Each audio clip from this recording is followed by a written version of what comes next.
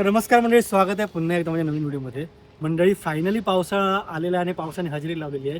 जुलै महिना झालेला आहे आणि जुलै म्हटलं की ऑगस्ट आणि सप्टेंबर म्हणजेच गणपती येणार. मंडळी गौरी गणपती म्हटलं ना तर कोकणात असते आरतीची धमाल आणि कोकणीच्या चालीरीतीमधील जी आरती असते ना अगदी अप्रतिम. तर ही व्हिडिओ आहे आरतीची सुस्वर. तुम्ही नक्कीच पहा, व्हिडिओ शेवटपर्यंत पहा, लाईक करा, कमेंट करा आणि शेअर करायला विसरू नका. तर व्हिडिओ पहा.